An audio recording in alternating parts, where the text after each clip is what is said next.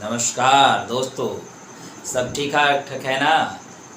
आशा करते हैं अच्छे ही होंगे, क्योंकि अच्छा होना बहुत ज़रूरी है। आज का दिन आपका यूं ही नहीं जाने दें, क्योंकि ये दिन कल नहीं आने वाला। ये तो आप जानते ही है कि आज का समय कटा हुआ कल फिर नहीं मिलेगा। कल के खाते में एक नए सिरे से नया दिन मिलेगा, लेकिन आज वाला दिन नहीं मिलेगा। आपको पता होगा कि जैन धर्म का जो शुरुआत हुआ था बोधि धर्म नामक भिक्षु से ही हुआ था, और बोधि धर्म के एक शिष्य था हिसुक।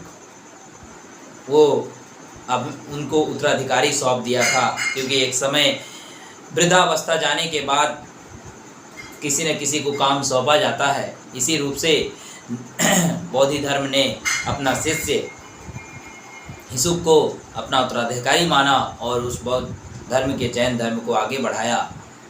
उस समय हिसुक के मन में एक व्याकुलता थी, एक प्रश्न था अपने गुरु से पूछने का। उन्होंने पूछने बैठे और बोले कि हे बोधि धर्म, आप मेरी व्याकुलता को शांत कर पाएंगे? तो पूछते हैं, बताइए आपकी क्या व्याकुलता है। वो बोलते हैं कि हमारे मन हमेशा व्याकुल रहता है, हमेशा विचलित रहता है, स्थगित नहीं रहता है। क्या करें, हमारे जीवन तो अस्त व्यस्त हो रहे हैं। तो बोधि धर्म बोलते हैं, इस व्याकुलता का सबसे बड़ा कारण आप स्वयं हैं।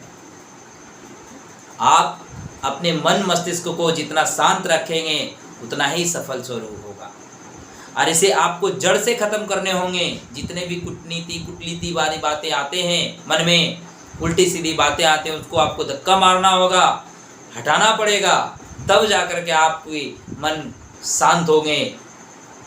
आपको प्रतिदिन साधना करनी होगी, तब जाकर के आपके मन शांत होंगे। और उल्टी सीधी बातों में बल्कि नहीं, अपने आप पर ध्यान देना होगा और अपनी मंजिल पर ध्यान देना होगा, जिससे आप समझ पाएंगे कि कहीं ना कहीं ये जीवन मेरा कुछ उद्धार के लिए दिया गया है। क्योंकि जीवन में जो भी घटित होता है वो उसकी वजह मात्र हम स्वयं होते हैं। इसलिए दोस्त, मैं कहूँगा कि आप इस हिसुक की बात को और बोधि धर्म के जो हमारे भिक्षु हैं उनकी बातों को अपने जीवन में उतारें।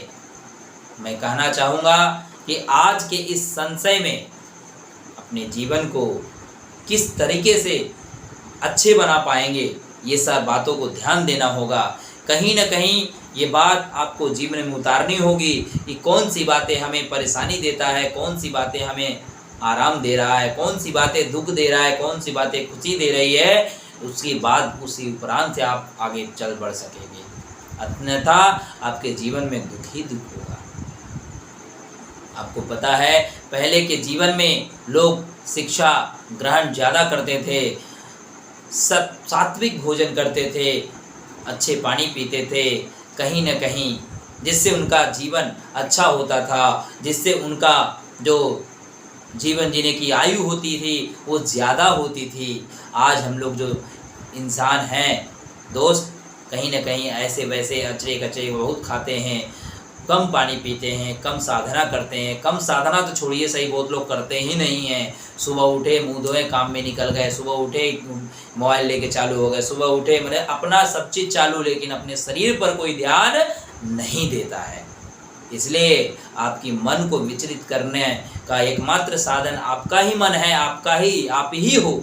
उसे शांत करने का भी आपके पास ही चाबी है, क्योंकि आपको प्रतिदिन के अंतिम रात में आपको 10 मिनट 15 मिनट के लिए बैठना होगा और सोचना होगा शांत दिमाग से। और जितनी भी बातें आती है दिमाग में उल्टी पुल्टी, वो सारी बातों को नज़रअंदाज करनी होगी और अच्छी बातें को अपने दिमाग में डालना होगा। तब जाकर के इस व्याकुलता को हटाया जा सकता है।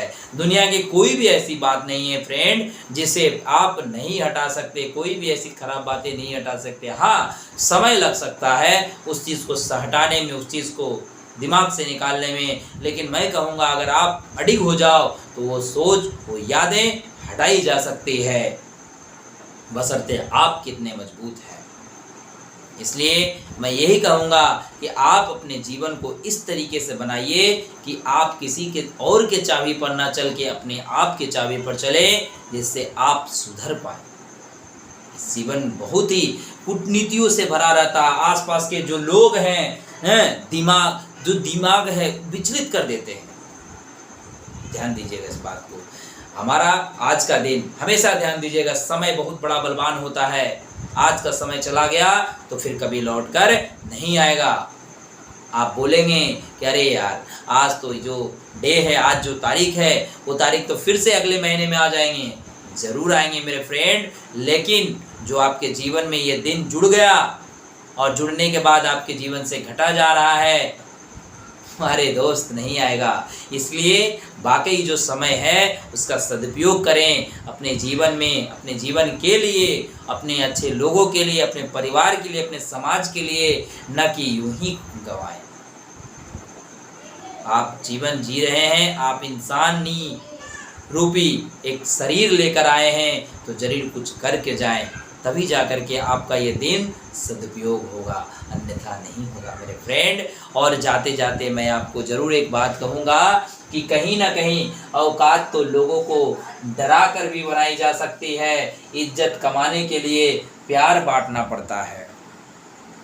समझ रहे हैं ना? औकात आप डरा करके भी बनाएंगे, लेकिन इज्जत प्यार से बनता है। ये बहुत बड़ी मैसेज है, आप इसको अपने जीवन में उतारिए। और दोस्त, मैं बार बार कहूँगा आपको ज़रूर, मैं जैसा भी वीडियो बना रहा हूँ, जैसी भी बातें आप तक पहुँचाने का प्रयास कर रहा हूँ, आशा करता हूँ कि आपको ज़रूर कुछ सीखने को मिल रहा होगा। और अगर सीख रहे हैं तो लोगों को और सिखाएं, और सबसे सब्सक्राइब करके रखें कि पहला नोटिफिकेशन आप तक ही पहले पहुँचे, नहीं तो ये बहुत प्रॉब्लम हो सकती है। हो सकता है आप ऐसे इम्पोर्टेंट वीडियो छोड़ कर जा रहे हैं जिससे आपका जीवन में कुछ बदलाव होने वाला था जो नहीं हुआ। इसलिए मैं आपका दोस्त, आपका भाई, आपका जैसे भी जो लोग बोले, आप हमेशा हमारे साथ रहें, हम आपके साथ रहेंगे। और वीडियो को लाइक करना मत भूलें, कमेंट करें ज़रूर, कुछ सीखते हैं। समझ में आया? तो आज